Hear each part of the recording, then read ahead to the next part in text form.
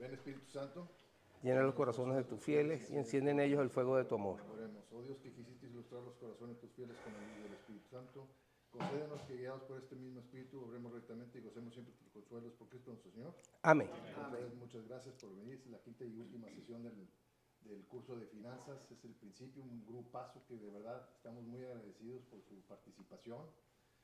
Y juntos nos debemos de cada vez de conocer más. Ese es un mensaje muy importante, de conocernos, romper las barreras y empezar a ver los nombres, porque pues la ayuda mutua nos lleva a muchos lados, ¿no? Acercarnos más a Cristo y también a nuestras necesidades personales.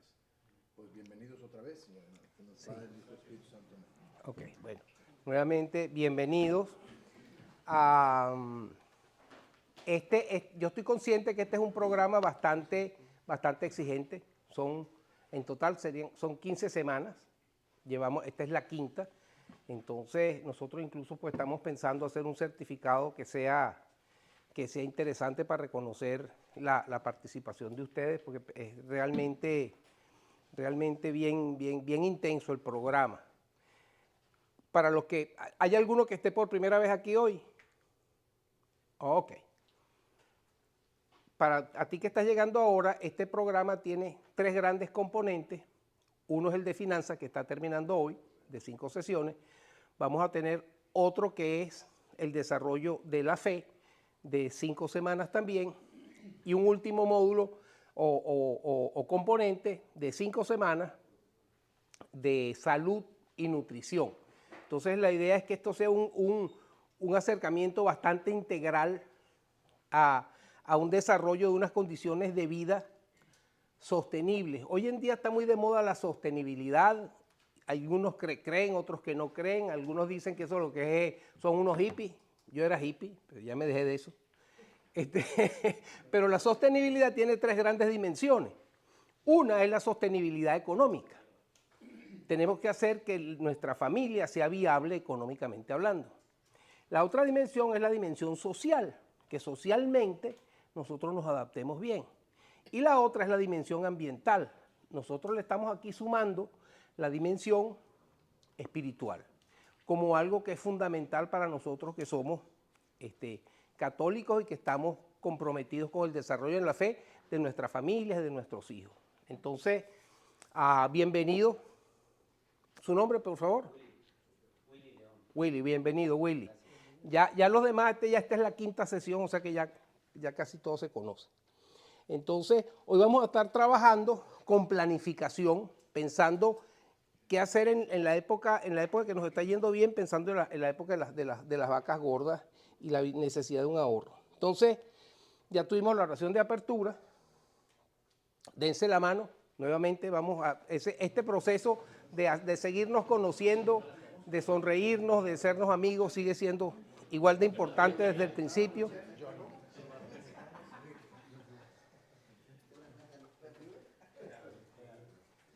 Y las 5 maneras con las que uno puede vivir este taller, pues como siempre hay uno nuevo. Uno es prisionero. Qué cosa tan fastidiosa, esto es aburridísimo. ¿Qué hago yo aquí? La otra es de turista. Déjame dar una vueltica para ver qué está pasando ahí en el tallercito.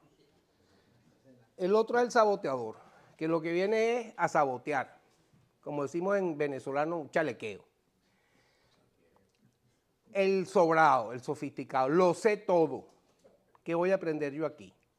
Esas personas que llegan con esa visión no aprenden nada porque saben tanto que no dejan que nada entre. Y después está el explorador. Y yo los invito a que todos seamos exploradores. Aquí yo estoy explorando, yo estoy aprendiendo con ustedes y cada uno de nosotros puede aprender con el compañero que está al lado. Entonces, en toda experiencia siempre hay algo nuevo que llevarse. Por mucho que usted sepa, siempre hay algo nuevo que aparece por ahí. Entonces, vamos a comenzar con la oración. Hoy vamos a estar trabajando con la parábola de los talentos. Esta es un poco larga, yo la voy a leer con calma y después la vamos a discutir. Yo les confieso que la primera vez que yo la escuché en este contexto de talleres de finanzas familiares, me impactó. Entonces, en aquel tiempo dijo Jesús a sus discípulos esta parábola. Un hombre que se iba al extranjero llamó a sus empleados y lo dejó encargarse de sus bienes. A uno le dejó 5 talentos de plata, 2 a otro y 1 a otro, cada cual según su capacidad, lo que él consideraba que era la capacidad que tenía cada uno, y él se marchó. El que recibió 5 talentos fue enseguida a negociar con ellos y ganó otros 5. El que recibió 2 hizo lo mismo y ganó otros 2. En cambio, el que recibió 1 hizo un hoyo en la tierra y escondió el dinero en el suelo. El dinero de su señor para que no se lo fueran a robar, no se fuera a perder. Al cabo de mucho tiempo, volvió el señor de aquellos empleados y se puso a ajustar cuentas con ellos. Se acercó el que había recibido 5 talentos y le presentó otros 5 diciendo, Señor, 5 talentos me dejaste, mira, he ganado otros 5. Su señor le dijo, muy bien, eres un empleado fiel y cumplidor, como has sido fiel en lo poco, te daré un cargo importante para el banquete de tu señor. Se acercó el que había recibido los 2 talentos y el señor le dijo, Señor, 2 talentos me dejaste, he ganado otros 2. Su señor le dijo, muy bien, eres un empleado fiel y cumplidor, como has sido fiel en lo poco, te daré un cargo importante, pasa al banquete de tu señor. Finalmente se acercó el que había recibido un talento y dijo, Señor, sabía que eres exigente, que ciegas donde no siembras y recoges donde no esparces. Tuve miedo y fui a esconder tu talento bajo tierra, aquí tienes lo tuyo. El señor le respondió, eres un empleado negligente y holgazán, con que sabías que ciego donde no siembro y recojo donde no esparzo, pues deberías haber puesto mi dinero en el banco para que al volver yo pudiera recoger lo mío con los intereses, por lo menos. Quitarle el talento y dárselo al que tiene 10, porque el que tiene se le dará y le sobrará, pero el que no tiene se le quitará hasta lo que tiene. Y a ese empleado inútil, echadlo fuera a las tinieblas, allí será el llanto y el rechinar de los dientes. ¿Qué piensan de esta parábola? Bueno, los talentos son las virtudes en espiritual, pienso yo. Ajá. La bondad, la generosidad, el don de dar, de ayudar, de servir. Eso no, pienso yo que son los talentos. Ok. ¿Qué más? ¿Qué otra cosa piensan? Cada uno de ustedes piensa que tiene talentos. Claro. Ajá. No tenemos lo único que unos los tenemos bajo el colchón. Hay unos que lo tienen descansandito por ahí, colgado un chinchorro en una hamaca. ¿No? Está dura, ¿no? Sí, a mí, yo la primera vez que la escuché, yo dije, ¡wow! No me lo esperaba así, ¿no? Yo dije, bueno, este por lo menos lo guardó, no se arriesgó. Pero es que el que ni arriesga ni gana ni pierde. Y al final lo que fue flojera, lo dejó ahí, no tuvo que preocuparse por hacer nada por eso, ¿no? Cada uno de nosotros tiene sus propios talentos. Llegamos a esta tierra con nuestra forma de ser, aprendimos a ser gente en nuestras familias, estudiamos, etcétera. Y el asunto está en que nosotros utilicemos nuestros talentos de una manera que contribuyamos ¿a qué? A contribuir al bien, de alguna forma evangelizar o lo que Dios nos mandó. Por ejemplo, evangelizar, ¿qué más? Crecer, ser el ejemplo para nuestros hijos, para las generaciones que vienen. Ser ejemplo para nuestros hijos, para las generaciones que vienen, ¿qué más? Ser luz, ser testimonio. Si hablamos de dinero, si en lo mucho que tengamos debemos de ser generosos con lo que poco tienen para tratar de ayudar a sacarlos del hoyo donde están. Exactamente, exactamente. ¿Qué otra cosa se les ocurre? Pues duplicar, ¿no? El talento que nos tengamos, sacarle provecho. Sacarle provecho a los talentos que tengamos. ¿Se acuerdan cuando vimos la parábola de la viuda? Que la de la viuda lo único que tenía era un poquito de aceite y una tinajita y buscó otras y logró pagar la deuda que tenía. Entonces es sacarle provecho a nuestros talentos, a nuestras virtudes, a esas cosas que sabemos hacer bien. Yo digo que en la intersección de las cosas que sabes hacer y que puedes hacer, las que te interesa hacer y las que te gusta hacer, está el camino pasional. Si tú estás preparado para la tarea, te interesa hacerlo y además lo disfrutas, no te para nadie. Y yo siento que esa es la clave de nuestros talentos, ver dónde ponemos nuestros talentos en valor para sacarle el máximo provecho a esos recursos que tenemos dentro. en la fe, en el trabajo, en la vida, en todas las cosas que dijimos aquí, como ejemplo en nuestras familias, etcétera, etcétera. ¿Algún otro comentario?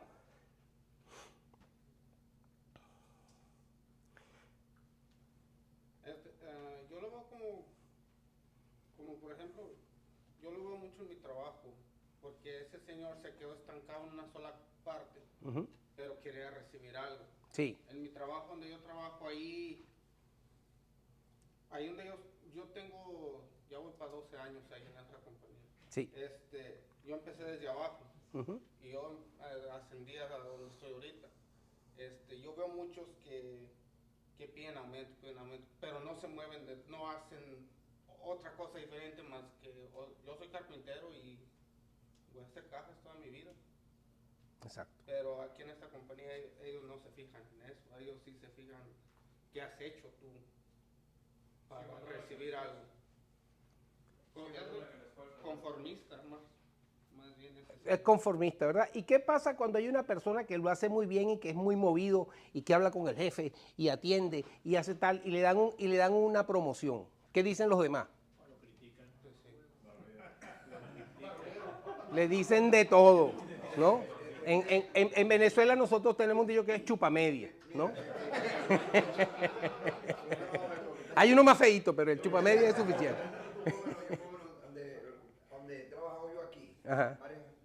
yo he trabajado en varias partes, y a mí, gracias a Dios, y siempre se lo digo a la gente, que uno con poner la piedra a fulanito tal, no surge, que surge trabajando. Exactamente, demostrando. exactamente. Entonces me gusta el planteamiento que tú hiciste porque tiene justamente que ver con eso. Eso es lo que pasa todos los días en nuestros lugares de trabajo. Hay una persona que está inconforme, es que yo no progreso, es que siempre estoy aquí. Fíjate tú, ese que acaba de llegar, mira dónde ya está. Ah, pero claro, ese siempre anda jalando, ¿no? Y resulta que lo que te está es moviendo. Fíjate que ahorita donde estoy yo, prácticamente, yo empecé con un staffing, Ajá. y entonces yo le digo al gringo, le digo, jefe, y yo veo que todo el mundo bono y a mí, tranquilo, tú eres muy bueno. Sí. Y vino y me llamó él mismo y me hizo la aplicación para entrar directamente con la empresa. ¿Te das cuenta? Es que de eso se trata. Hay un término de esos que se usan, hay palabras que se van poniendo de moda. Y hay una que ha estado de moda estos últimos años, que es la proactividad. Una persona proactiva es una persona que no espera que le digan lo que tiene que hacer. Es una persona que busca soluciones, pero además es creativo. Es una persona que explora diferentes maneras de hacer las cosas para hacerlas mejor. Son esas personas que están trabajando por mejorar siempre. Esas personas se hacen notables y son reconocidas, y resulta que, bueno, los compañeros a veces no les gusta eso porque prefieren quedarse en su chinchorro, en su hamaca, descansandito con el talento bajo el suelo, ¿no? ¿Algún otro comentario? Entonces hoy vamos a estar completando la tarea que ustedes ya hicieron en su casa de planificación. Entonces vamos a revisar, yo les mostraba la vez pasada de la palabra crisis, que en chino es el resultado de dos palabritas, si se quiere, que son wei y yi. Y son dos ideogramas que aparentemente son contradictorios. El primero, wei, significa peligro y el otro significa oportunidad. Cada vez que hay una situación de riesgo, de crisis, de problema, ¿qué pasa? Con el COVID, ¿qué pasó con el COVID? Si lo vemos como una situación de crisis, de peligro. Hubo una cantidad de negocios que se trancaron, un poco de gente que se bromó, pero hubo otros sectores que echaron para adelante. ¿Cuáles echaron para adelante? Papel de baño. Exactamente. Papel de baño, por ejemplo, las mascarillas, los guantes, el sector salud. En este momento la demanda que hay de personal de salud es brutal. No se están generando todas las personas que se necesitan para trabajar en salud. Y con el tema del COVID, muchos de los médicos mayores se jubilaron. La cosa estaba demasiado fea, o estaban demasiado cansados, o lo que haya sido, muchos se retiraron. Entonces, cada vez que hay una crisis, hay una oportunidad para alguien, para el que la ve. Eso que llaman suerte es oportunidad y estar preparados para aprovecharla. Si no la ves, te dejó. Y a veces no tienes un segundo chance. ¿Algún comentario? Esto es importantísimo para justamente el tema este. Aquel lo que veía era el peligro, metió el talento bajo tierra, no vio la oportunidad. El de 5 vio la oportunidad y lo duplicó, y lo mismo hizo el de 2 talentos. Como dice la palabra, si no arriesga, Ni gana ni pierde, ¿no?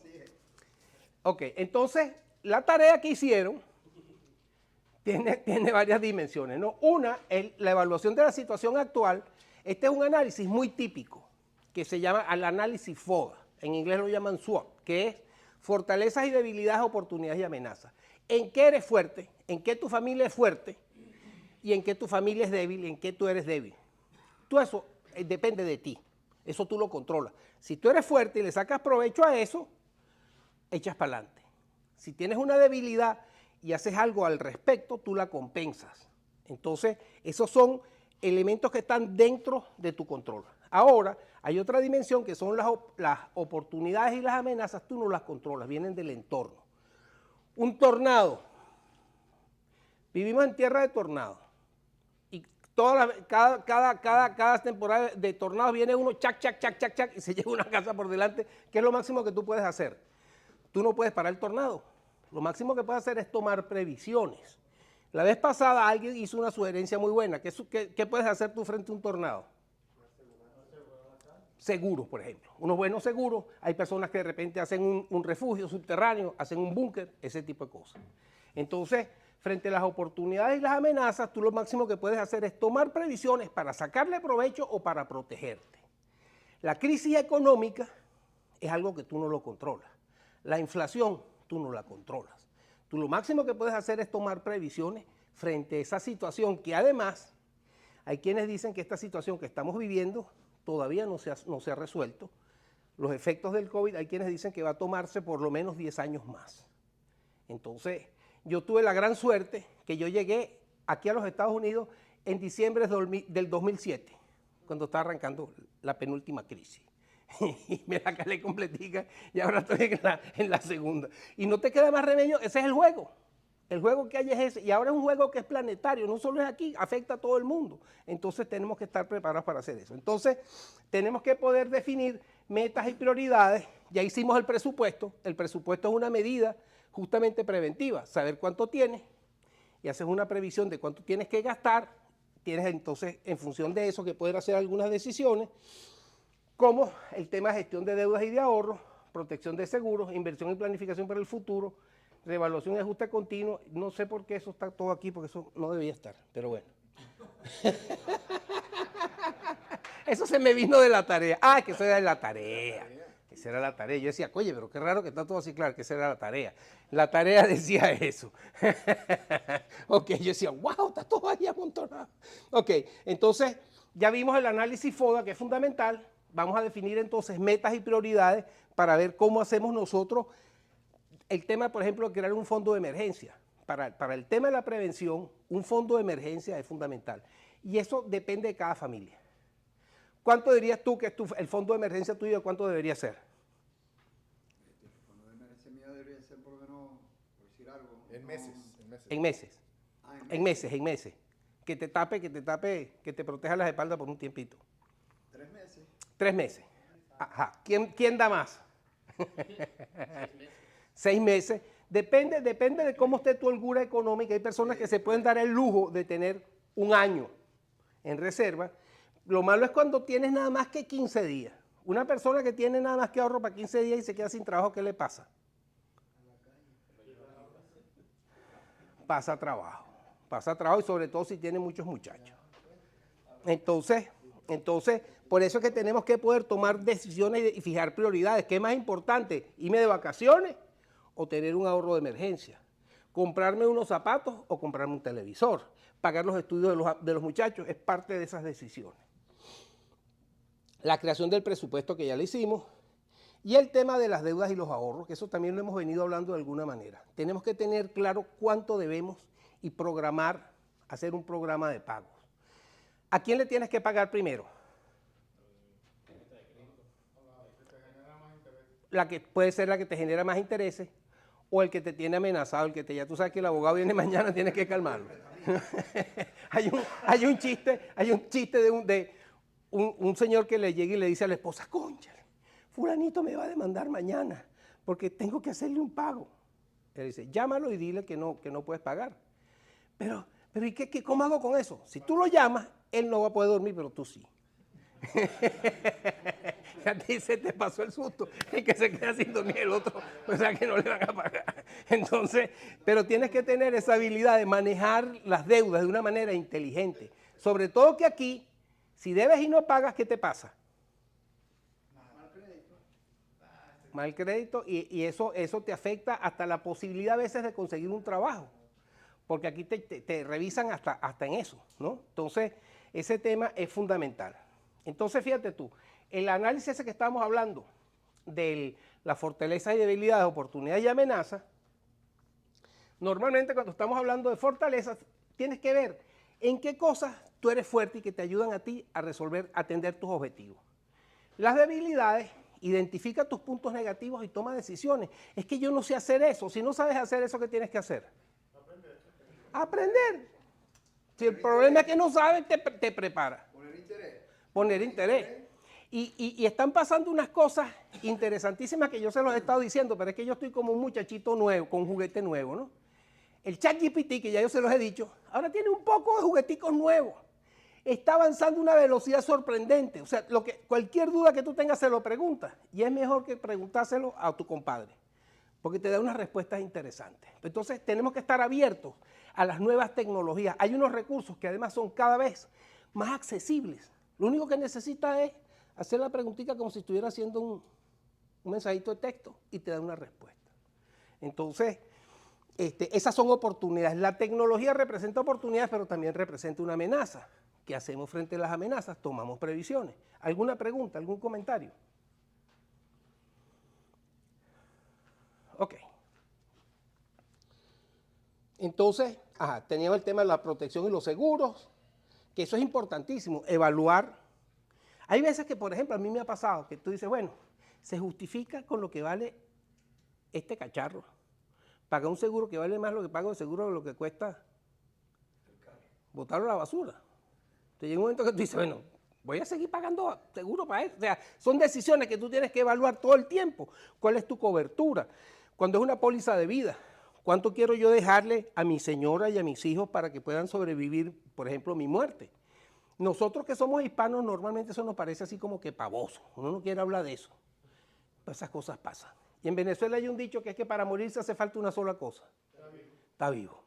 Entonces, tú no sabes en qué día, en qué momento te agarra. Entonces, hay que tomar previsiones y eso es un balance.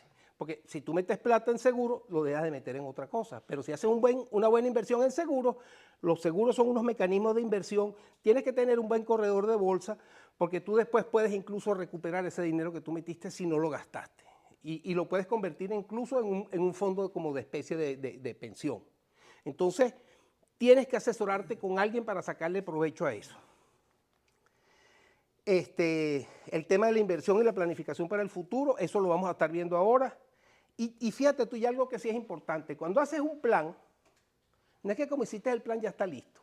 Entonces agarras un plan, qué bello me quedó el plan, lo pones aquí en el escritorio. No, tienes que estar continuamente revisándolo. Después que terminaste el plan, quémalo y arranca otra vez, porque lo importante es el proceso de planificación. Cuando tú estás planificando, ¿qué estás haciendo? Estás revisando, ¿qué más? Haces que el plan evolucione, te das cuenta, oye, esto no funcionó, yo pensaba que la cosa iba a ir por aquí, no fue por aquí, fue por allá. Eso no significa que la planificación no sirve. La planificación no es una bolita de cristal que te resuelve todo. Lo que te ayuda es a tener claridad en tus próximos pasos y quitarte estrés. Y después, cada situación familiar es única y en todas estas cuestiones siempre vas a necesitar un asesor. Cuando tengas una duda, consigue a alguien que te sepa ayudar. ¿Quieres empezar a invertir en la bolsa de valores? Eso puede sonar como una cosa muy loca. Ya ahora tú con $500 puedes hacer una inversión en la bolsa de valores. O sea, ahorita están pasando unas cosas muy novedosas, pero no las conocemos. Entonces necesitamos a alguien que nos ayude, que nos dé orientación. ¿Ah? Alguien que nos oriente. Que nos oriente, exactamente. Entonces, esta la había yo mencionado la vez pasada, fe para afrontar los problemas con alegría y creatividad. Necesitamos enfrentar los problemas con alegría y creatividad. Entonces yo les voy a dar unas herramientas de creatividad. Hay una que se llama los mapas mentales. Los mapas mentales es una herramienta que los muchachos aquí hoy en día se los dan en la escuela primaria. Pero yo lo descubrí después que había salido de la universidad por un librito que conseguí en un aeropuerto y desde ese momento lo utilizo para todo. Los mapas mentales son una estrategia de pensamiento creativo muy poderosa que arranca, tienes un problema, el plan de negocio, y tú preguntas, bueno, ¿cuáles son los 5 temas más importantes que yo voy a trabajar en el plan? Y entonces tú defines, bueno, la misión, el análisis ese de fortalezas y debilidades, la estrategia, Y después cada uno de estos puntos le preguntas lo mismo. ¿Cuáles son los 5 puntos asociados a este? Es una manera súper rápida de resolver problemas, porque si tú los tratas de resolver uno detrás de otro, se te enreda la cosa. Entonces, ya esto ha evolucionado, que si tú además a cada objetivo le pones un color diferente, es fácil de poderlo resaltar. Y lo increíble es que tú en minutos, tú tienes 10 personas que no saben cómo resolver un problema y se hace una dinámica de mapa mental y en 10 minutos sale una cosa sorprendentemente creativa, porque lo que se trata es dejar que la mente se mueva. Entonces, yo les aconsejo a ustedes, cuando vean mapas mentales, lean un poquito de mapas mentales, mind mapping, porque es una herramienta súper sencilla. Agarras una idea, la cosa es así. Vamos a hacer aquí una rapidito. Escojan un tema que les guste. ¿Ah? Fútbol. Ajá, ¿pero cuál? ¿Soccer o el otro? ¿Ah? Soccer, ok. ¿Cuáles son los 5 temas más importantes relacionados con el soccer? ¿Qué dirían ustedes? Para que un equipo de soccer sea efectivo, ¿cuáles son las 5 cosas más importantes que tiene que hacer un equipo de soccer? ¿Ah? Necesita tener equipo,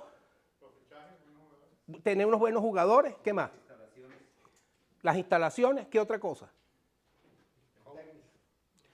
Un técnico, un buen coach, un buen plan de trabajo. Que les paguen a tiempo a los jugadores. Ajá, que le paguen a tiempo a los jugadores. Ok.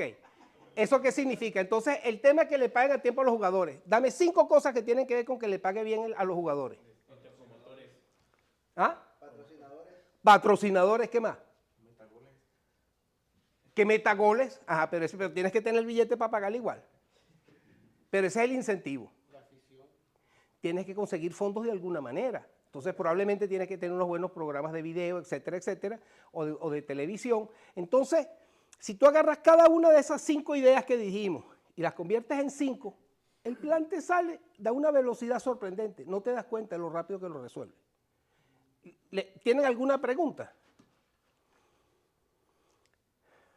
Yo estaba en una oportunidad montándome en un taxi que iba al aeropuerto porque tenía que ir a dar un entrenamiento en otro lado de Venezuela y me llama uno de mis compañeros y me dice, Daniel, me acaban de llamar y tenemos que hacer una oferta hoy para tal cliente. Hicimos un mapa mental ahí con el taxi esperándome y no se lo exagero. Estaba el taxi ahí, aguántate un segundito. En 5 minutos teníamos montada la oferta. Los mapas mentales son muy poderosos porque el pensamiento creativo no es lineal. ¿Qué pasa cuando una persona quiere escribir una carta y empieza por la primera palabra? Ajá, probablemente cuando vas por la quinta tú dices, oye, no, pero esto no va aquí, lo botas y haces otra vez, ¿no? Y entonces va, ¿por qué? Porque es un pensamiento lineal. Este pensamiento no es lineal, sino que todas las ideas van entrando sin orden y tú lo que haces es que las vas ordenando y después las ordenas, las priorizas y todo te funciona. Entonces, eso es bien importante para el tema del plan. Yo tengo una pregunta rápida. ¿Ah? Ajá. ¿Cómo va uno dándole prioridad a las tareas? Ajá, fíjate tú, mira aquí. Aquí tengo yo un ejemplo, ¿no? Estoy haciendo una planificación. Entonces aquí tenemos por un lado, definir los procesos, las decisiones, los objetivos. Después por otro lado aquí tenemos la importancia, visualizar los cambios, reducir la incertidumbre, facilitar el control. Por aquí, estrategias, tiempo, fijar el curso. Planificación estratégica, Entonces tú lo que haces, después que tú lo pones así, tú dices, bueno, ¿cuál de estos 5 puntos es el más importante? ¿Cuál es el segundo? ¿Cuál es el tercero? ¿Cuál es el quinto? Entonces ya le ordenas en prioridad. Entonces después agarra cada uno de los puntos que están aquí y haces lo mismo. cuál es el más importante. Entonces ya tú tienes, si lo ves como el índice de un libro, capítulo 1, punto 1.1, 1.2, 1.3. Entonces se te ordena muy fácil. ¿Sí? Otra pregunta. Ahorita que dice del mapa, yo lo reflejo como persona en mi familia. Ujú. Es algo que tengo 18 años de casado, para mí ha sido una bendición. 3 fortalezas grandes. Uno pues es Dios, la otra entre pareja es ceder, morir a uno mismo, y la tercera es la administración. Bendito Dios, ha sido una bendición grande como dice usted, es un mapa y después ampliar a eso, a recibir las bendiciones, y siempre de la mano de Dios, y se te... No, y empiezas a diferenciar responsabilidades. Tienes los 5 puntos, entonces, ¿quién se encarga del reclutamiento de los jugadores? ¿Quién se encarga de buscar dinero? ¿Quién se encarga de la promoción y venta? Entonces, tú eso lo vas dividiendo así y rápidamente armas el equipo. ¿Sí? Agregar otra cosita, perdón. Ajá. Sobre eso de la administración, una de las cosas que yo digo como así muy palpable, que no sucede, pero sí es verdad. Por ejemplo, mi esposa cuando llega de la casa, digamos en viernes, antes de entrar a la casa, yo se lo estoy diciendo literal, ¿verdad? No sucede, pero como que sucediera. Ella por abajo me avienta el cheque y ahora sí le abro la puerta. Así, totalmente, así, ¿verdad? Así, se lo estoy diciendo. Oye, usted es un hombre afortunado. Hombre afortunado. Cónchale. Lo que le regresa a ella son bendiciones. Claro. Es algo a nosotros que nos ha funcionado, y son dos cosas, como dice, trabajar en equipo, porque ella sabe sus debilidades, no es mi fortaleza eso, es lo de él, y ha sido 18 años en la administración, de verdad, en abundancia. Qué bueno, qué bueno. Y entonces ahora vamos a ver otra herramienta que son las matrices de decisión. Cuando tú tienes, por ejemplo, ¿qué carro me compro? Me compro un todoterreno, me compro un deportivo, me compro uno de 4 puertas. Yo, como tengo 4 muchachos, lo mío era cuántos puestos son. Lo más importante era puestos y motor, porque era lo más importante para mí, ¿no? Entonces, tú tienes que tener la posibilidad de tomar decisiones frente a una cantidad de opciones que a lo mejor no son tan fáciles de resolver. Entonces, hay una herramienta que aquí yo la tengo mostrada, como yo la hago en la computadora, pero usted sencillamente lo escribe, y entonces tú tienes, aquí en la columna, tú defines las opciones.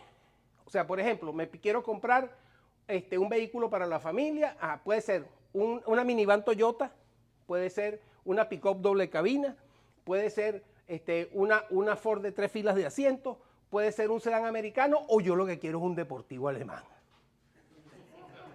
Yo lo que quiero es un Porschecito.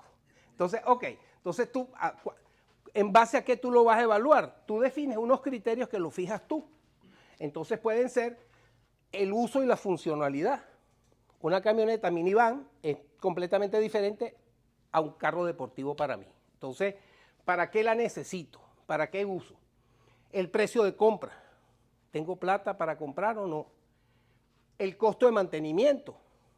Un carro alemán probablemente te cuesta más el mantenimiento que un carro americano o que un carro japonés. El financiamiento, te dan financiamiento y cómo son los intereses. La gasolina, la seguridad, el prestigio. Me siento, bueno, pues, como $1.000.000. Entonces, tú lo que vas a hacer es que a cada una de esas alternativas, tú las vas a ir comparando. O sea, por ejemplo, en el caso de la funcionalidad, la minivan Toyota para mí es 4 porque puedo movilizar equipos y puedo movilizar gente. La pick-up doble cabina de repente no, porque es muy incómoda. La otra de 3 asientos, oye, eso es demasiado, ¿para qué tanto? El sedán americano puede ser bueno, y el deportivo alemán es el que yo quiero, por eso le pongo 5. Porque ese es el que yo quiero.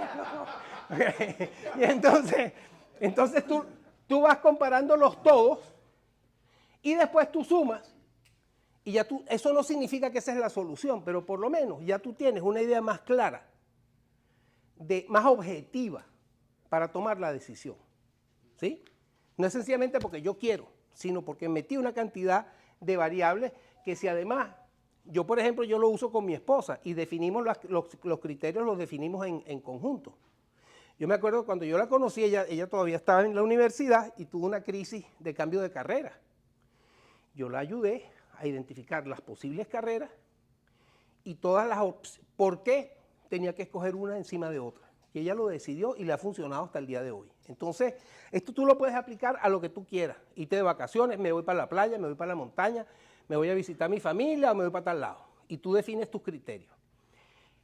Un poquito más sofisticado que esto, que es más o menos lo mismo, es una matriz donde tú dices qué tan importante es una prioridad frente a la otra. Entonces el ejercicio no solo es así tan simple, sino que dependiendo de la prioridad que tú les das, te varía, se te altera el resultado. Aquí este era un 28 y un 28, aquí te da que el 133 ganó solo.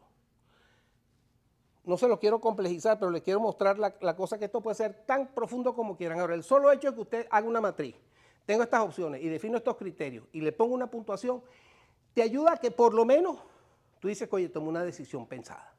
¿Sí? Estos son herramientas para empezar en el proceso de planificación. Preguntas. Ajá. Estoy viendo que tienes ahí unas matrices. ¿Tienes algún límite, un máximo de las matrices para comparar? Porque puede ser 20, 40. Lo que tú quieras. Lo que tú quieras. Creo que tiene 7 y 5. No, porque lo que pasa, fíjate tú cuál es el límite, qué es lo que pasa. Cuando tienes muchos criterios y quieres priorizar, yo uso una técnica que es que no repito la puntuación. O sea, defino cuál es el más importante, cuál es el segundo más importante, o sea, de tal manera que cuando yo multiplico las preferencias, estoy tomando en cuenta la importancia del criterio. Pero no hay límite. Tantas opciones como tú quieras y tantos criterios como puedas. Ok. Entonces, esta es la nueva tarea que yo se las iba a mandar para la casa, pero yo creo que la podemos trabajar en conjunto y después veo cómo acelero para darle un poco de... ¿O prefieren que primero les dé las finanzas y después vemos el plan? ¿Dejamos esto para el final? Mejor la tarea al final, por si no Yo creo mejor la tarea para el final. Ok, porque esto yo se lo voy a... Esta es una síntesis que yo hice, esta es una herramienta, que es un mapa estratégico que los ayuda a ustedes en una sola hojita tener cuál es el sueño que ustedes tienen, su visión de familia, cuáles son los grandes objetivos que tienen en las diferentes áreas de la familia, cuál es la misión suya como proveedor de la familia, cuáles son los valores y principios que ustedes quieren implantar en su familia. El análisis ese que habíamos dicho de fortaleza, oportunidades y amenazas, aquí lo tenemos, unos factores claves de éxito y las acciones para encontrar eso. Eso es súper rápido de hacer. O sea, yo que trabajo en planificación corporativa, si tú llegas y contratas un poco de investigadores y salen a hacer encuestas, el resultado que tú vas a conseguir no es mucho más efectivo que este, porque esto es un producto bien poderoso y bien rápido de utilizar. Y entonces, cada una de estas acciones que están aquí, después, ustedes van a fijar para cada uno de esos objetivos unas acciones, van a definir quién es el responsable y para qué fecha van a hacer el seguimiento y control, ¿no? Porque si usted no lo convierte, si ese plan se queda en puro plan, no pasa nada. Tienes que definir las acciones y la fecha de seguimiento para ver que las cosas están funcionando. Entonces eso lo vamos a dejar para el final. Yo de todos modos se los tengo como tarea para que ustedes se lo lleven y cada uno lo haga en su casa. Ok, entonces, un tema importante del que hemos hablado es el tema de las finanzas. ¿En qué invertimos? Vivimos una situación muy compleja, hay demasiado movimiento, hay demasiado ruido. ¿Y cómo hacemos para saber que no nos vamos a equivocar demasiado feo? Que si me equivoco por lo menos me puedo levantar. Entonces, una estrategia tiene que ver con la visión que tú tienes de lo que tú quieres para ti, para tu futuro. Esta es la matriz del uso del dinero, del flujo del dinero. El empleado trabaja para otro y ese otro te paga ¿por qué? Por tu tiempo. O sea, todos tenemos 24 horas al día. Cuando tú trabajas para otro, tu tiempo tiene un valor de ¿cuánto? ¿Cuál es el salario mínimo aquí? ¿Cuánto es? 7.25. ¿Y el máximo? 45. Ajá, entonces ahí se mueve tu dinero. Más allá de ahí no puedes conseguir nada. Entonces, otra opción es que tú seas autoempleado. Yo tengo una podadora y yo digo, ¿sabes qué? No me la cargo. Ahora yo salgo a vender mis servicios y yo trabajo a mi ritmo y gano mi dinero como yo quiero. El autoempleado no es un empresario, es una persona que se está empleando él mismo. Su tiempo, él está cobrando por el uso de su tiempo. ¿Se ve el tema? Ok. Ahora, cuando tú tienes un negocio, ¿cuál es la diferencia del autoempleado al que tiene un negocio? La contratación. ¿Ah? La contratación. Ajá, con la contratación, ¿qué quieres decir? Que tienes personas trabajando para ti. Entonces, si tú tienes 5 personas trabajando para ti, ¿de dónde estás ganando tu dinero? Del trabajo de ellos. Del trabajo de ellos. Entonces, tú les pagas a ellos por su tiempo, pero por el tiempo de ellos tú cobras también. Entonces, tú, además de tu tiempo, tú estás ganando por el tiempo de otras personas. Pero esto significa que tienes que asumir riesgos, costos, o sea, tratar con personal. Piensen ustedes a veces que ustedes han regañado y han peleado por algo que no les gustó. Eso lo van a hacer todas las personas que tienen por debajo. Además, tú tienes que saber cuánto vale la luz, cuánto vale el teléfono, quién paga por el alquiler. Cuando tú estás trabajando para otro, el viernes en la noche, tú te vas para tu casa, tu cervecita, y el lunes otra vez. Pero cuando tú eres dueño, no hay fin de semana, no hay noche. Tú estás todo el tiempo pendiente. Y el último punto es el inversionista. El inversionista hace que su dinero trabaje para él. La persona que ha logrado pasar por todas estas etapas y tiene suficiente dinero para invertir, cobra por el dinero que tiene invertido. Entonces su trabajo es manejar el dinero para que su dinero produzca dinero para él. ¿Ven la diferencia? Entonces, cada quien, hay personas que no quieren. Yo tengo un buen amigo que me dice, yo no quiero ser empleado. A mí no me interesa andarme enrollando la vida. Es más, una vez me dijo, vamos a montar una tienda. A los 2 meses me dijo, mira, no, eso no es para mí. Entonces, cada quien tiene, eso se llaman anclas de carrera. El hijo de un comerciante, normalmente, ¿qué es? Comerciante. Lo aprendes en la casa. No, nosotros te hemos dicho hijo de gato, caza ratón. Entonces, parte del tema está en que uno tiene que, si tú quieres convertirte en inversionista, te tienes que preparar. El hijo de un inversionista ya lo conoce, lo aprendió en la casa, tiene el feeling de cómo es la cosa, pero cuando usted se quiere meter en eso, tiene que prepararse para hacerlo. Entonces, cuando tú estás pensando en que te vas a jubilar y que te quieres retirar, tú tienes que garantizar que vas a tener una fuente de ingresos que te permiten a ti estar bien. Entonces, una de esas fuentes de ingresos es si tienes una pensión que venga por el seguro, por tu empresa, lo que sea, ese es un nivel de ingreso. La gente que trabaja, por ejemplo, en las universidades, en el sector educativo, los sueldos en el sector educativo normalmente no son buenos, pero después tienes pensiones buenas. Entonces, la pensión es una fuente de ingresos. Otra fuente de ingresos es minimizar el pago de impuestos. Y minimizar el pago de impuestos no es dejar de pagar. Es pagar lo que tienes que pagar, pero no más. Para tú, los impuestos te los sacan del bolsillo. Entonces tú tienes que tener a alguien. Un buen negocio es pagarle un contador para que te haga una buena declaración de impuestos, porque te ayuda con las deducciones. Si lo haces tú y te equivocas, de repente sales mal. La otra tiene que ver con los ingresos que tú sigues generando, que entonces tú sigues teniendo tus propios ingresos y tus propios trabajos, y entonces tú tienes que lograr balancear todo eso para que tú sepas que te puedes retirar. Antes la gente decía, yo a los 60 años me jubilo. Yo tengo 68. I'm counting. Entonces, ¿por qué? ¿Qué pasó? Mi vida yo la había planificado como era. Yo había hecho todo esto en Venezuela. ¿Qué pasó? Se acabó Venezuela, tuve que empezar otra vez de cero. Me vine con lo que pude y tuve que arrancar otra vez hace 15 años. Y llegué en plena crisis y me agarró otra. O sea que bueno, ahí estamos, batallando. Entonces, tenemos que poder hacer todo eso, porque eso es lo que te garantiza estabilidad. Y eso es el manejo de tus finanzas personales. Entonces, el tema de la inflación, ¿qué es la inflación? La inflación está basado en un crecimiento general del índice de precios. Todos los productos aumentan de precio y tú tienes que pagar por ello. ¿Eso qué significa? ¿Cómo te afecta a ti? Te afecta el bolsillo, pues no te alcanza. Todo está más caro y entonces pasa una cosa, que es que fíjate tú, cuando tú ves el proceso de inflación, ¿qué sucede? Los sueldos y salarios aumentan de a poquito, Pero cuando tú entras en un proceso de inflación acelerada, se te disparan los precios y el problema que tú tienes es que con el paso del tiempo se te hace una brecha.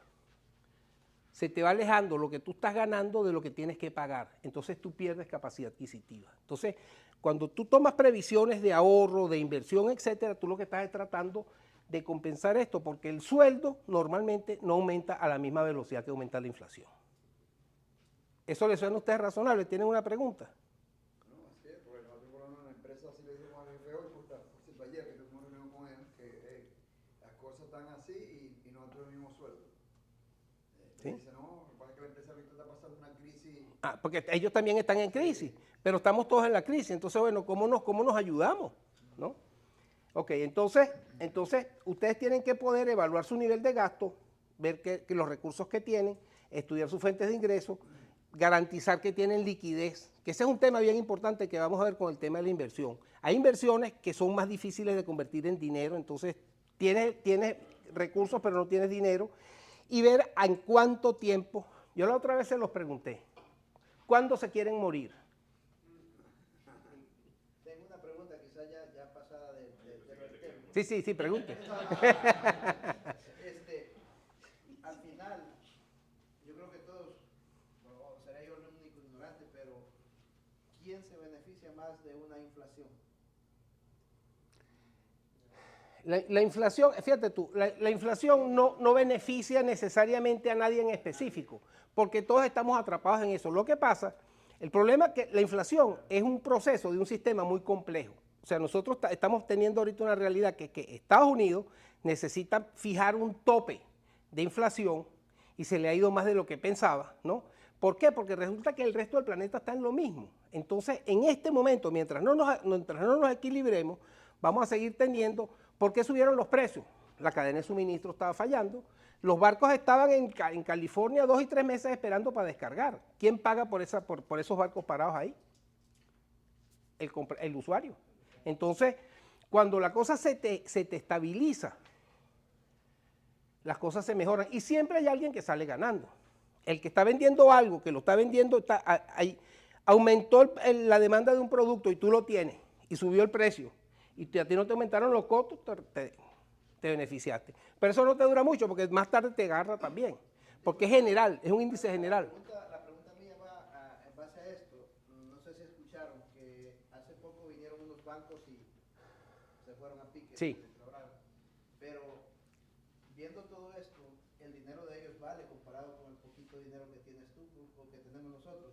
¿Cómo así? Porque a ellos el gobierno los está subsidiando para que ellos no vayan a la bancarrota. Pero a ti también, porque fíjate tú, el gobierno te garantiza, te protege hasta $250,000 en cuenta. Pero protege mi dinero que yo me he ganado, que el banco lo perdió. Bueno, No lo perdió. Bueno, pero la vida es así, injusta. Such is life in the tropics. Es así. Pero fíjate tú, ¿cuál es el negocio de los bancos? Trabajar con mi dinero. Trabaja con tu dinero, punto. Entonces, mientras más trabajas de tu dinero, más ganas. Entonces, es así. Pero por eso es que tú tienes que tomar buenas decisiones para que ese trabajo que ellos hacen te beneficie. O sea, ¿por qué tenemos la plata en el banco? ¿O la podríamos tener todos bajo el colchón? ¿Qué pasa si la tenemos bajo el colchón? Nada, está como que la moneda que enterré yo. Ajá, exactamente, metido bajo el colchón. No estás haciendo nada. Entonces tú tienes que ver de qué manera tú la mueves, pues, ¿no? Y ojo, y a veces la cosa suena injusta, y a veces es injusta.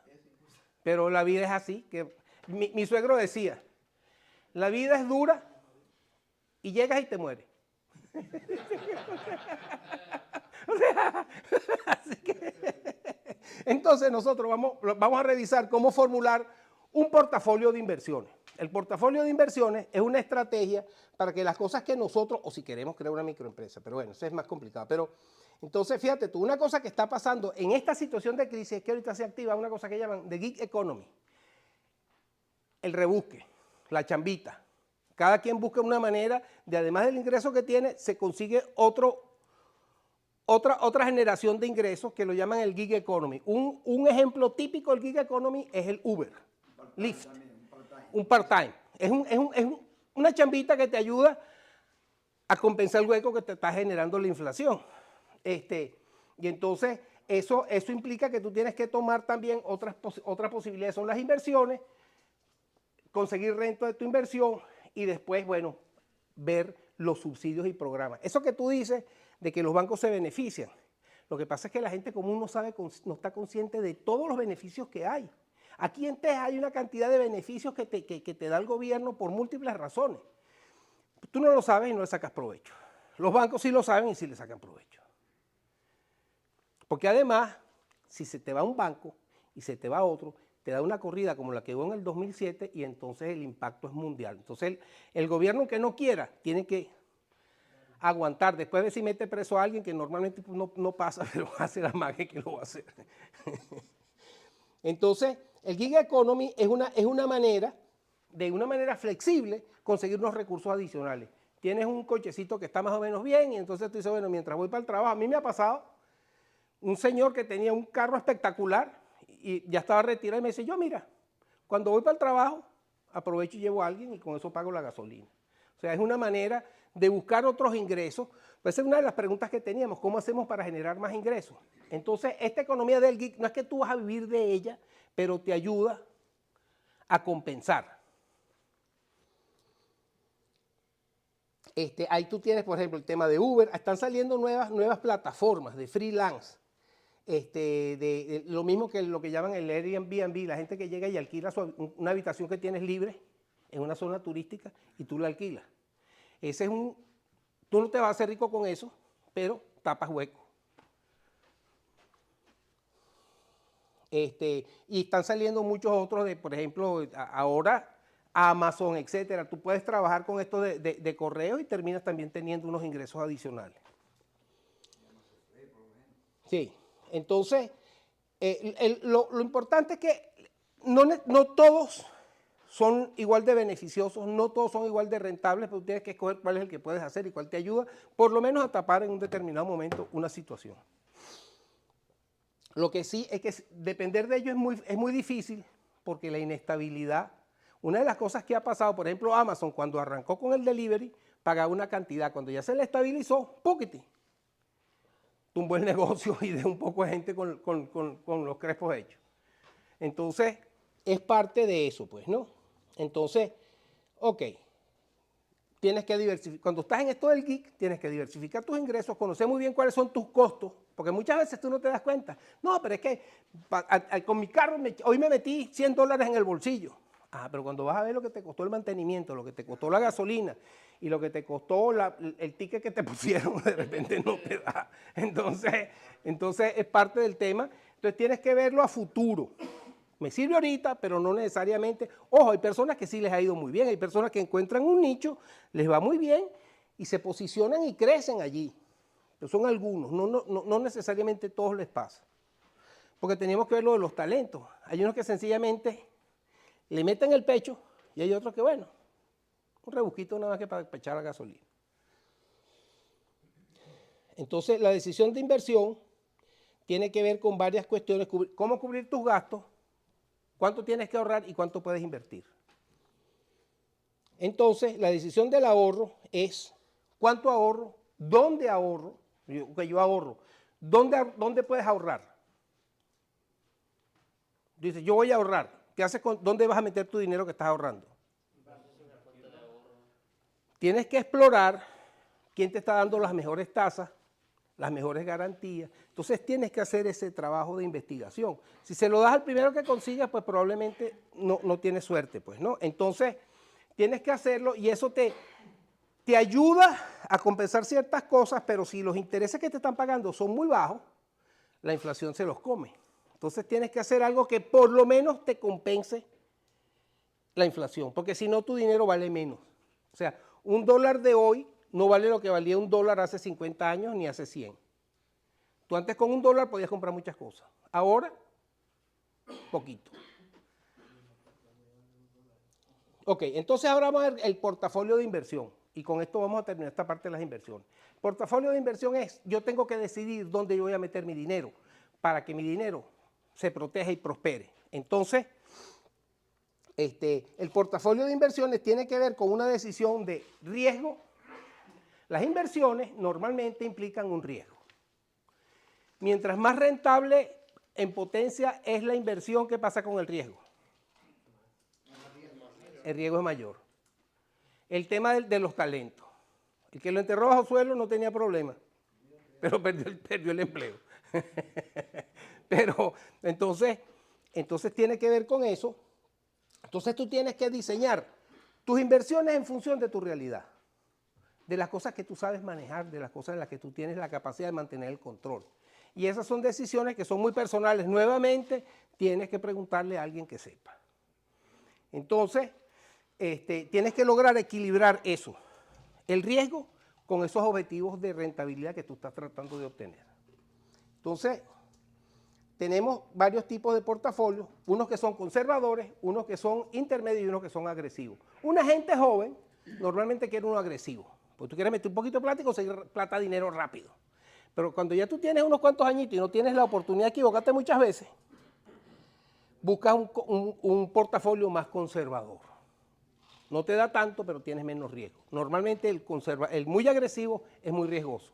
Y eso es lo que le pasó, por ejemplo, los bancos estos que fallaron, parte fue esos que están ahí en Silicon Valley, pues eso están metidos en criptomonedas y un poco de cosas ahí que eran demasiado volátiles. Entonces, cuando vamos a ver si vamos a hacer un portafolio conservador, es como un triángulo, una pirámide, donde en la base tú tienes muchas inversiones que son de bajo riesgo y no tanta rentabilidad.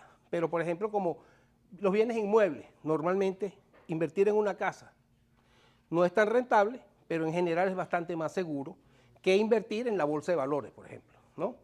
Después tiene una cierta cantidad intermedia y un poquito arriba de alta rentabilidad. Tú te puedes dar el lujo de agarrar, bueno, yo esta plática la voy a meter en la bolsa de valores porque mi hijo se metió en una aplicación, le está yendo bien con la bolsa de valores y entonces voy a jugar con él y le voy a meter $1000 a eso, a ver qué sale, ¿no? Entonces, pero lo importante es que la base es sólida. El agresivo es al revés. El agresivo tiene en las cosas sólidas muy poco y en las que son de alto riesgo tiene mucho. Pero esta cuestión, la rentabilidad y riesgo, tiene una contraparte que tiene que ver con la liquidez. Si tú tienes una casa y necesitas dinero, ¿qué te pasa?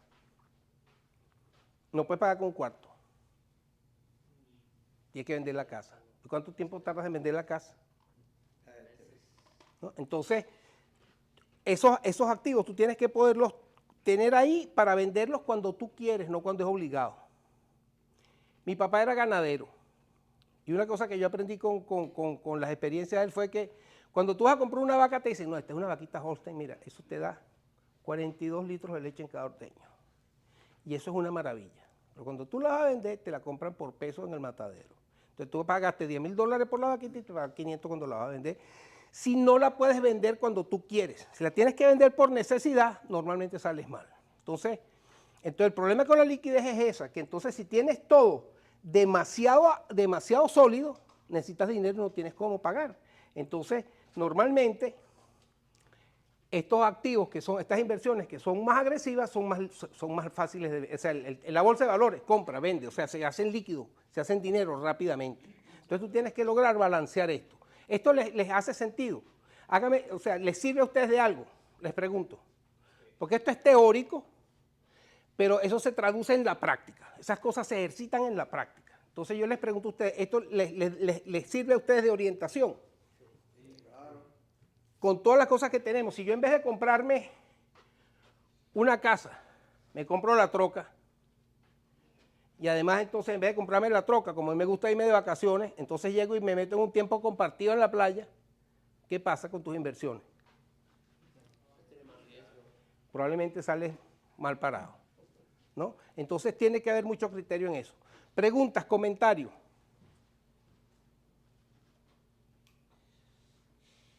Ok. Entonces, fíjate tú, las diferentes opciones. Los activos fijos normalmente son bienes inmuebles, un terreno, una casa, un apartamento, ese tipo de cosas. Los que tienen invertido en oficinas, que era una inversión que se veía muy sólida, ahora resulta que las oficinas están vacías. Después de la crisis, la cantidad de edificios de oficinas que se enredaron, y están pasando trabajo. En Italia están convirtiendo los locales comerciales, los están vendiendo para que los conviertas en apartamentos, porque se quedaron vacíos los centros comerciales. Entonces, es parte de eso, ¿no? Entonces tienes también inversiones, ahorita está el tema de la criptomoneda. ¿Saben lo que es la criptomoneda? El año pasado. La criptomoneda es un sistema paralelo que está creciendo, poco regulado. El único país, hace 4 años que yo me estaba enterando de eso, que tenía un plan integral de control de la criptomoneda era Japón. Los demás, la cosa está pasando y está pasando de cualquier manera. Hay 2 que son las más notables, que son Bitcoin y Ethereum. Pero hay más de 4.000, ¿sí? Entonces, esas son opciones que están ahí, pero son de alto riesgo, Cuando te haces una inversión, por ejemplo, lo que llaman los fondos mutuales, entonces tú te vas con una persona que te administra las inversiones y te dice, mira, este es un portafolio conservador y ellos te lo administran. Entonces tienes menos riesgo porque está compensado por muchas inversiones, pero tienes que pagar una tasa porque ellos te lo administran. Y otra cosa es que tú hagas de repente ahorros previsionales en otra moneda, ¿sí? Yo pongo ahí en dólares porque en bolívares nada que ver. Y en pesos no sé cómo está el peso ahorita, pero esa es parte, pues, ¿no? Y después la otra opción es que tú montes un negocio. Montar un negocio implica que tienes que saber en qué te estás metiendo. Ojo, la gente dice, no, es que a mí me encantaría, yo cuando me jubile quiero tener una finquita, quiero dedicarme a criar ganado. Cuando tienes que levantarte todos los días a las 4 de la mañana para hacerle ordeño y para no sé qué, y tienes que saber en qué te estás metiendo. Tienes que hacer un buen plan de negocio. A lo mejor esa finca la puedes usar para rentarla, de fiesta. No, al final la gente la empieza a usar para otras cosas. Fíjate, tú ahorita una cosa es lo que llaman el agroturismo. El agroturismo no es para que la gente que tiene la finca se haga rico, sino para que los muchachos no se vayan del campo. Entonces, tú les generas una chambita, entonces trabajan ahí y vas diversificando la base económica de tu tierra, ¿sí? Entonces, claro, cuando es más grande tienes más oportunidades de hacer cosas con ella, pero también tienes más compromiso. Y el ciclo de inversiones en la bolsa de valores. Yo hice un curso de análisis de riesgo para la bolsa de valores en una época en que yo andaba más metido en este tipo de cosas. Y un compañero que era un corredor de bolsa me dijo, eso que dice el profesor está bonito, pues yo te voy a decir cómo pasa la cosa de verdad. Entonces él me dijo lo siguiente. El que compra cuando la cosa está bien barata, ¿quién es? El que está metido en el negocio. Es el que sabe lo que está pasando. Después, ¿quién compra? Después compran los amigos de él. Pero ya cuando estos compran, ya vendió una parte. Después te viene el que está informado, los que se la pasan leyendo. Pero ya cuando estos compran, ya el que compró primero ya vendió un poco de todo lo que tenía. Y así tú vas viendo hasta que te llega la persona que dice, oye, hay una tendencia segura. Mira, está creciendo Microsoft. ¿Qué le pasa al que compra ahí? Desde ahí dentro un ratico va para abajo. Y después están los que compran al final. Ya esos que compran al final son los que le pagan a todos los demás la utilidad. Entonces, cuando vas a hacer inversiones en la bolsa de valores, tienes que informarte. Yo tengo un hijo que ha sido muy exitoso. Pero en una de esas se echó una equivocada y perdió el 80% de lo que había ganado. Entonces, no es así tan fácil. No es así tan fácil. Ok. Pregunta. No, porque es que fíjate tú qué es lo que pasa. Cuando tú analizas el flujo de los precios en la bolsa, fíjate tú, cuando uno ve una película que hay una persona que está en ER y la cosa te queda pi, ¿qué pasó? Se murió. Esto vive las subidas y las bajadas. El negocio está, cuando sube uno gana y cuando baja ganan otros. Y es así. Las empresas grandes, tú te das cuenta de que esas subidas y bajadas tienen una tendencia a crecer. Pero la bajada y la subida son necesarias para que se mueva el negocio, porque si no, no funciona. ¿Sí? Entonces, necesariamente es así. Todo lo que sube después baja. Y después vuelve a subir si le va bien. Si le va mal, hay unas que no se levantan más nunca. ¿Sí? Ese es el problema de los bancos. El problema de un banco que de repente perdió la credibilidad y se cayó y no se levantó más. ¿Sí? Ok. Yo creo que ya con esto, yo creo que tenemos ya todo bastante avanzado. Pum, pum, pum, pum, pum. Ok, ¿qué hemos trabajado nosotros hasta ahora? Nosotros en estas 5 sesiones empezamos con unos casos de estudio de unas familias que tenían unas situaciones económicas y las discutimos aquí. Trabajamos con la formulación del presupuesto familiar y ustedes trabajaron en su presupuesto. Hay algunos que lo tienen más adelantado. Descubrimos lo que es el balance personal y para qué sirve. Una de las cosas que vimos la vez que lo hicimos, que nadie tenía un balance personal. Estamos ahorita trabajando el plan de finanzas y familias que ustedes se llevaron para la casa y lo hicieron muy bien.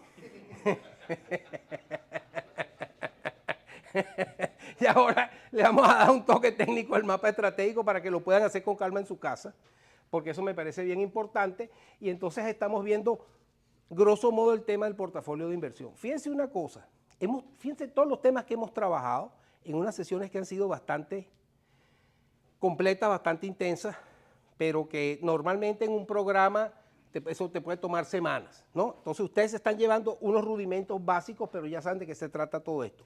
Vamos a devolvernos entonces al mapa estratégico para ver si lo hacemos. Yo les voy a dar de una vez, distribúyanse el formato para que lo tengan y si quieren lo pueden ir llenando.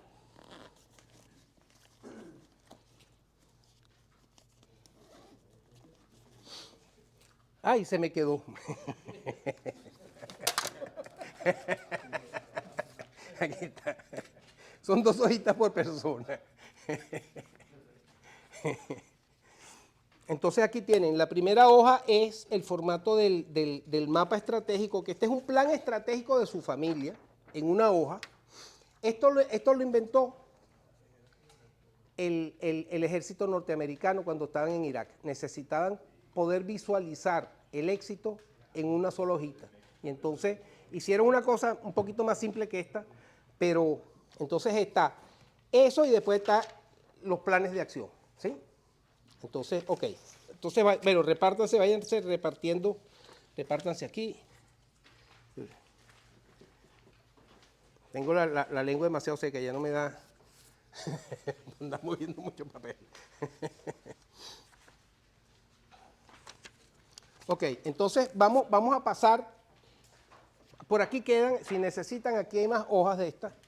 Entonces vamos a ir al mapa estratégico y vamos a hacer en conjunto un mapa estratégico de una familia. Somos una gran familia y vamos a trabajar en un mapa estratégico. Para que después se me va a olvidar. Vamos a terminar agarrando todo lo que tenemos y lo vamos a convertir en un testamento que le vamos a entregar ¿a quién? Al dueño de todo, que es el número 1, el que nos dio los talentos. Todo lo que nosotros tenemos no nos lo podemos llevar. Todo eso que vamos a trabajar y todo lo que estamos haciendo, eso no es de nosotros, somos administradores, que lo podemos hacer mejor o peor, y lo importante es que tú tengas la capacidad de darte cuenta de que lo que te vas a llevar es lo bailado y lo rezado, más nada. Entonces, pero esto es bien importante porque el ejercicio de desprendimiento y todo lo que estamos aquí que hemos emigrado, hemos tenido que hacer ejercicios de esa naturaleza. Tuvimos que dejar muchas cosas y tuvimos que superar después el duelo de todo lo que dejamos, ¿no? Entonces, pero resulta que nos vamos y no nos llevamos nada. Entonces este es el cierre.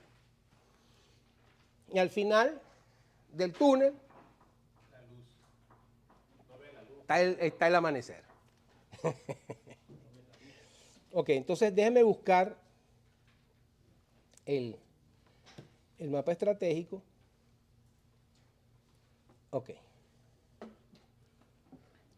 Ok, entonces fíjense ustedes, en el mapa estratégico que tenemos, el cuadrito de la izquierda arriba es tu visión, es tu sueño. Es el sueño donde tú imaginas que va a estar tu familia dentro de 10 años, dentro de 20 años, ¿sí? Entonces, eso normalmente, lo que nosotros buscamos, pues con esa visión del testamento, es que al final lo único que sabemos que vamos a tener es que tenemos que estar preparados para cuando nos toque, como digo yo, contacto con la torre de control. Entonces parte del tema es, la final y la última es estar en gracia de Dios y además, de alguna manera, somos hombres que estamos en esta tierra y como alguien decía por ahí, que además tenemos que tener esa capacidad de ayudar a los demás. Las tres virtudes teologales son fe, esperanza y caridad, ¿no? Entonces, tenemos que crecer en la fe, tenemos que ser caritativos. Ok, entonces, con esa visión nosotros vamos a definir unos objetivos que queremos alcanzar como familia, como pareja, desde el punto de vista económico, desde el punto de vista de estudio, desde el punto de vista de recreación, desde el punto de vista de crecimiento en la fe y de legado. ¿Qué es el legado? Lo que yo voy a dejar. ¿Sí? ¿Qué le voy a dejar yo a mis descendientes? Entonces, vamos entre todos, vamos a hacer una visión. ¿Qué se imagina usted que es su familia dentro de 10 años, dentro de 20 años? ¿Cuál sería su visión? La vamos a hablar en presente como que ya se logró. Yo tengo una familia que... Yo tengo una familia profesional. Profesional, ¿qué más? Mi familia es una familia profesional. Exitosa. Feliz. Estable. Centrada en Dios. Ese puede ser una declaración de visión, ¿sí? Entonces, ustedes van a ir escribiendo la suya propia, pero ese es un ejemplo. Entonces, el objetivo de la familia, ¿cuál sería en el largo plazo? Mantenerse unidos. ¿Mm? Mantenerse unidos. Mantenerse unidos. Es un objetivo de familia, mantenernos unidos. ¿Qué más? Que mis hijos todos se hagan independientes y sean felices. Ok. Después, la pareja. ¿Cuál es el objetivo de la pareja? Mantenerse juntos con la fe en Dios. Yo estoy cumpliendo 40 años de casado este año. Entonces ya tenemos un poco de agua bajo el río, bajo el puente. En materia de economía, un objetivo debería ser que podamos tener una vejez cubierta. Por lo menos que el tiempo que estemos vivos no seamos una carga, sino que tengamos la manera de mantenernos. En materia de estudios, ¿qué objetivo tienen ustedes de estudio? ¿Tienen algún objetivo de estudio? ¿Personal o de los Personal y de los hijos. Yo trabajé montando una fundación de jubilados, de Delca, que es la empresa de electricidad del Caroní de Venezuela, que competía en muchas cosas con la industria petrolera desde el punto de vista de procedimientos, etcétera. Y montamos la Asociación de Jubilados de Delca. Y fue bien interesante ver personas que se estaban jubilando, estaban estudiando Derecho y se estaban graduando de abogados. O sea, si tú te jubilas lo suficientemente temprano, tú puedes empezar a hacer otra cosa que tú quieres con tu vida. Es tu decisión, es tu decisión. Ajá, la recreación. En materia de recreación con la familia, ¿qué quisieran ustedes poder hacer? Viajar, por lo menos. Viajar. Bueno, yo siempre viajaba, a mí me gustaba mucho viajar. Ajá, ok. ¿Te gustaría seguir viajando? Claro. Ok. ¿Cuánto tiempo al año? al menos una vez? Una vez al año, 2 veces al año. Ok. ¿Quieres ir a México? ¿Quieres ir a otros lados? Entonces parte del tema es eso. Tienes que fijar tus objetivos. Crecimiento en la fe. ¿Qué quieres alcanzar? ¿Cuál es el trabajo que vas a hacer de crecimiento en la fe? Y después, ¿qué quieres dejar como legado? ¿Cómo quieres que te recuerden? Que tu lápida diga tan bonito que era él. ¿Qué quisieras tú que dijera ahí?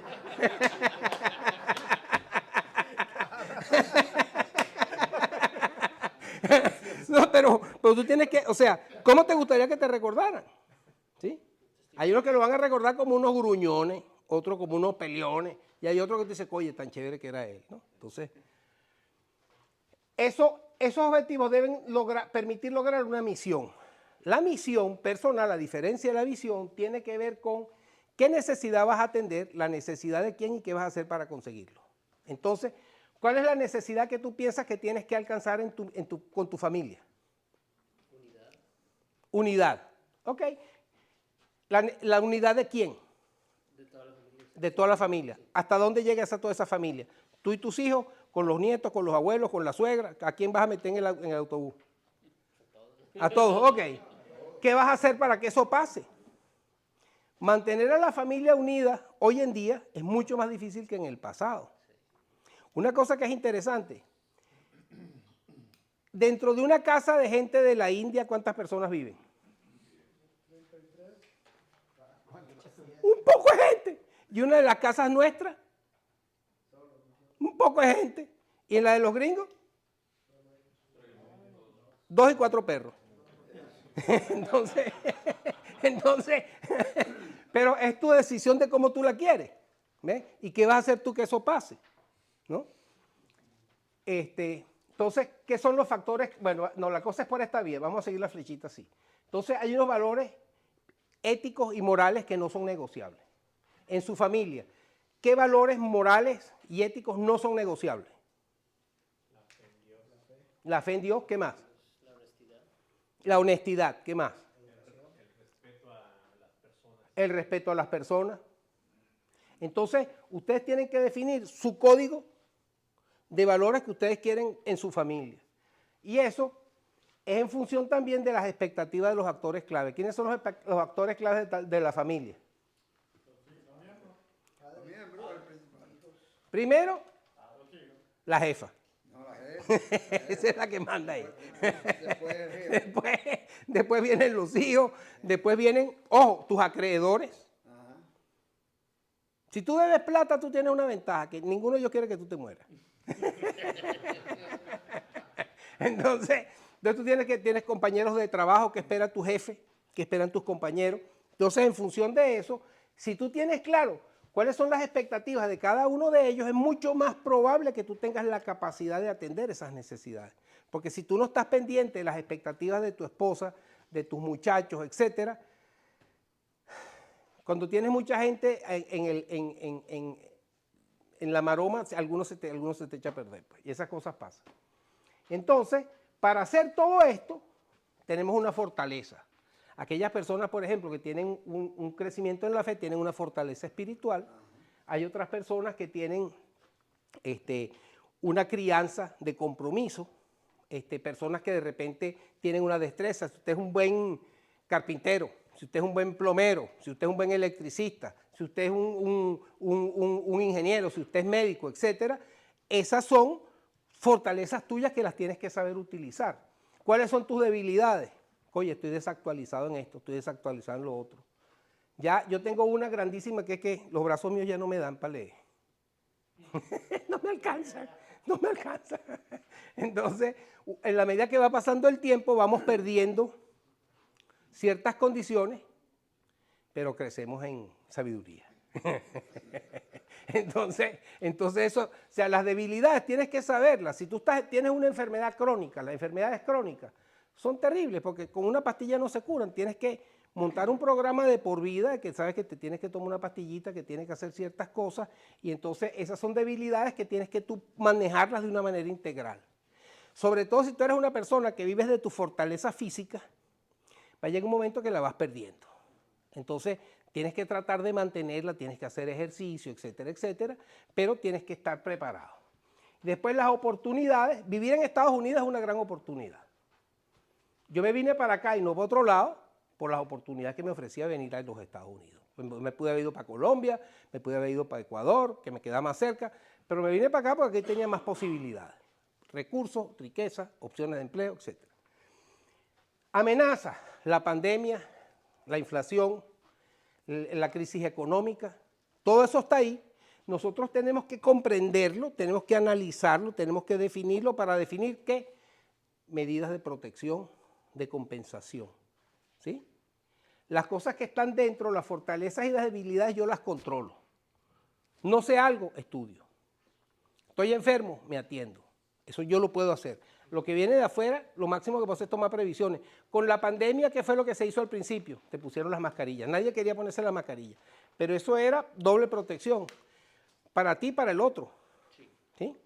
Entonces, lo máximo que tú puedes hacer cuando no tienes la vacuna y no tienes la solución es eso. Entonces, los factores claves de éxito, esos son condiciones cero defecto. Si yo quiero tener una vida exitosa económica, tengo que tener ahorros suficientes y tengo que tener una pensión, tengo que tener un plan. Entonces, yo tengo que definir cuáles son esas virtudes y esas condiciones que son importantes mantenerlas vivas, ¿sí? Y entonces, en función de eso, definir planes de acción. Los planes de acción, entonces, van a ser para la pareja, para la familia, para la economía, etcétera, y estos planes de acción tienen que permitir lograr los objetivos. El ciclo es así.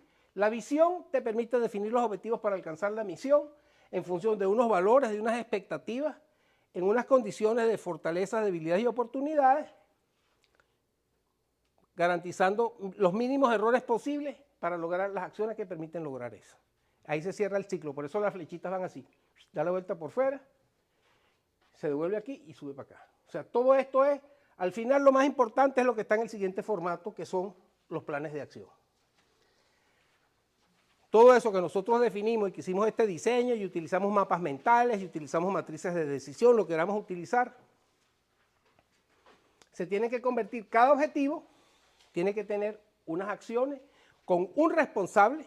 ¿Sabes qué cosa es terrible? Te consigues con un amigo y, bueno, vamos a ver cuándo nos vemos.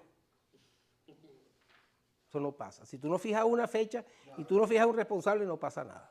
Entonces, tú tienes que fijar unas acciones claras, con un responsable y con una fecha de seguimiento y control. Para tal momento, tiene que tener este nivel de avance y para esta fecha tiene que estar terminado. De esa manera, usted puede hacerle el seguimiento a su plan y su plan se puede ir ejecutando. Preguntas, comentarios. ¿Le ven la aplicabilidad a esto? Sí. Tiene uno que sentarse a analizar todo. Esto que yo les estoy diciendo son cosas que yo las he usado por muchísimo tiempo, ¿sí? Y es la simplificación. Hay cosas más complejas, hay cosas más sofisticadas, pero esto te da un mapa básico de movimiento. Por lo menos sabes en qué territorio estás caminando, ¿sí? Preguntas, comentarios.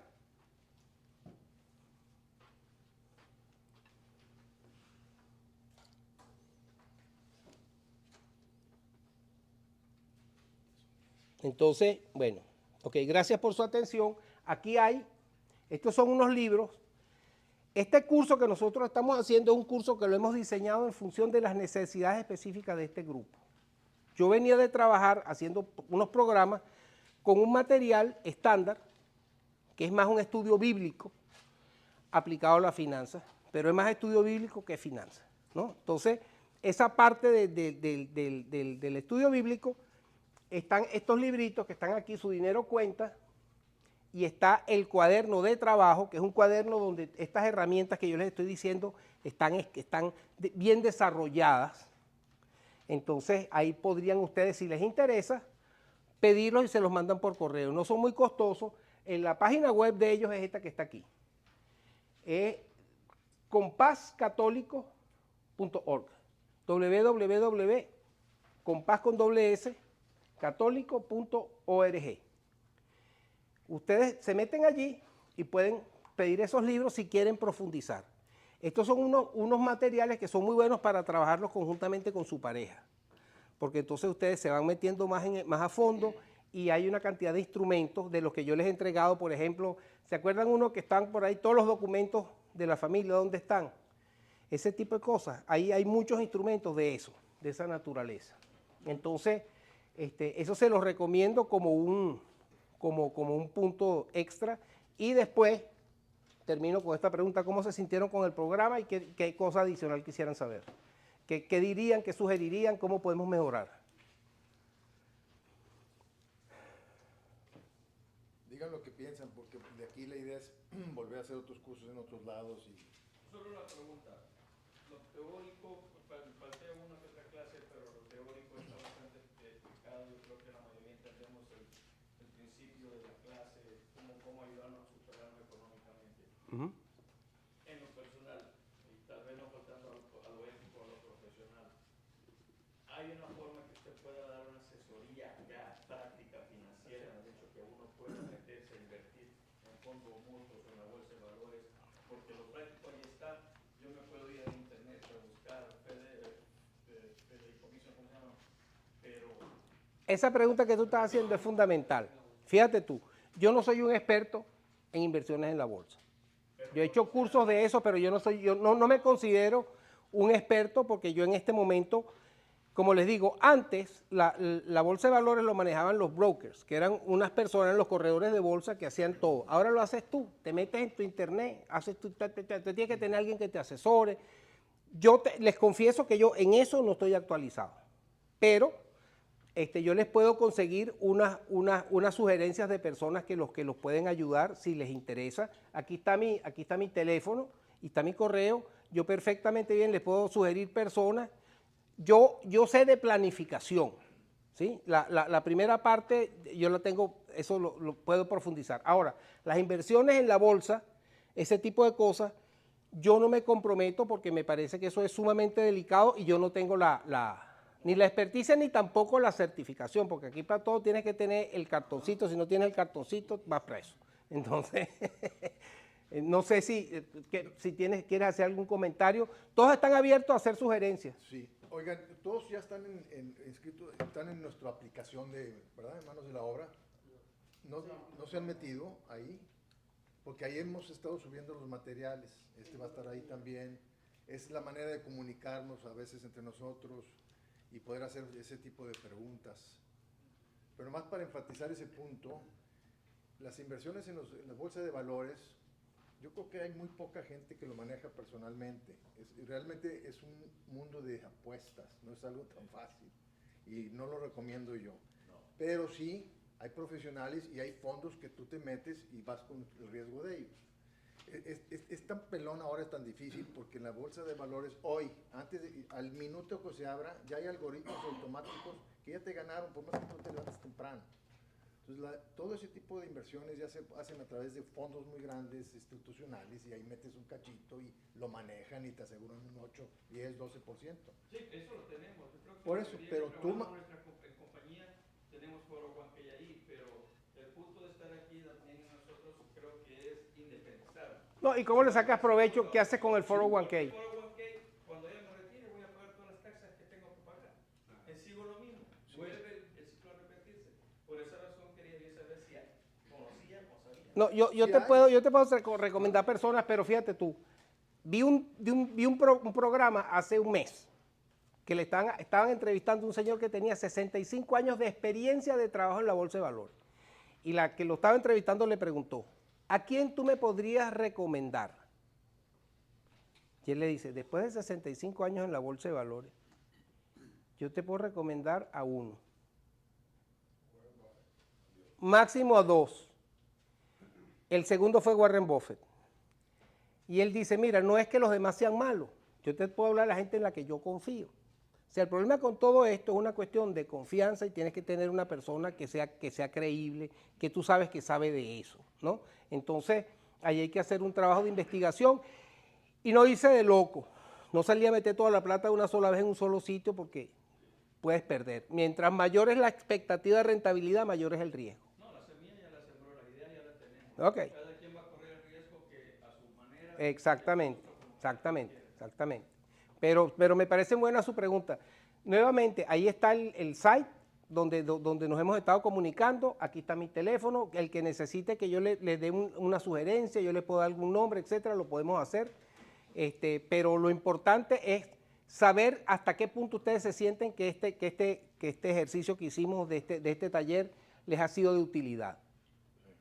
Fíjate que en lo personal sí, pues la mayoría de nosotros los latinos, por los cuentos, somos un poco desordenados con la administración del dinero, y es que no llevamos en cuenta nunca, pues en mi caso, voy a hablar por mí, yo no tenía como tú dices, un presupuesto, ni a corto ni a largo plazo, cómo yo voy a manejar las finanzas. Entonces, ha sido útil para aprender a llevar un orden en mi vida financiera. Porque haciendo cuentas, pues, al final veo de que por las compras pequeñas que uno hace a diario, se está yendo bastante dinero. Y quizás la mayoría de dinero se va por ahí. Exactamente. Y no las cuentas que uno cree que son grandes y que tienes que pagar. Sí, de dólar en dólar no te das cuenta. Y si llevas a los niñitos al mercado, bueno, pues. No, que sí hay muchas herramientas de las que usted lo enseñó que son muy sencillas, pero muy prácticas. El balance, el presupuesto, de verdad que si los pones en práctica y te apoyas en eso, te van a servir. Yo no lo hacía, no, como digan amigos, yo de verdad uno agarra la plata así como le llega. Guarda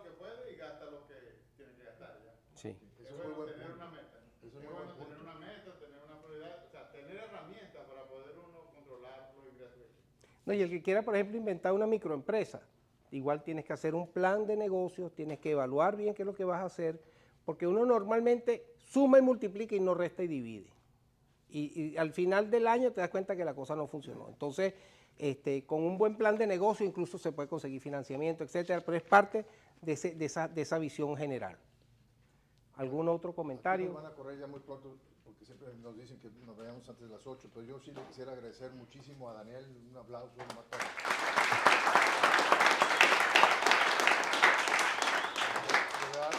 Tu tiempo, tu manera de dar los principios, yo creo que ha sido estupendo. Daniel, nos ha gustado mucho a todos. Yo creo que si ponemos en práctica estos ejercicios, lo que acabas de decir tú y tú, de verdad funcionan. Muchas veces lo vemos, sí lo entiendo, pero no lo hacemos. Pero cuando te sientas a hacerlo y lo empiezas a escribir y haces eso, dices, ay, güey, sí funciona esto, y sí me ayuda. O por lo menos dices, híjole, no me había fijado, entonces sí hay que aprovechar esas cosas ahorita, ¿no? También nomás queríamos hacer un cierto reconocimiento ahorita como el final, a aquellos que pudieron venir aquí los 5 sesiones, queremos ese reconocimiento. Creo que Saúl tiene los nombres de las personas. Los voy a ir nombrando, por favor, pasan por aquí, le vamos a dar una camiseta del proyecto Manos a la Obra. Manos de la Obra. Y pasan allá los entrega rápido, Esteban, por favor, aquí otras personas. Leonardo Cervantes. ¡Bravo!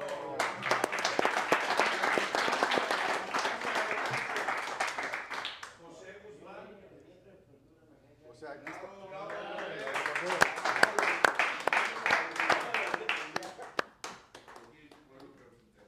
Manuel Inguanzo.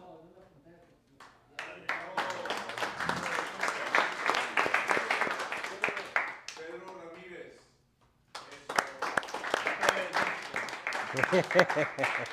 Rodríguez. Álvaro Rodríguez.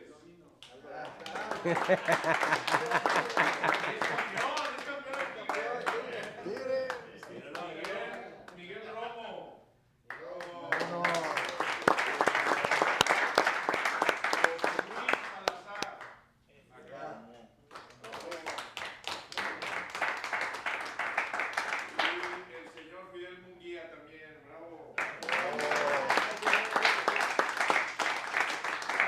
A él le quedó una triple X. A él le quedó una triple X, que era la única que quedaba. Oigan, y a todos los demás, muchas gracias por venir. De verdad, es un gran esfuerzo. Hay que seguir insistiendo en conocerlo mejor. Súbanse a la plataforma, métanse en la plataforma para que podamos comunicarnos cada quien, ¿no?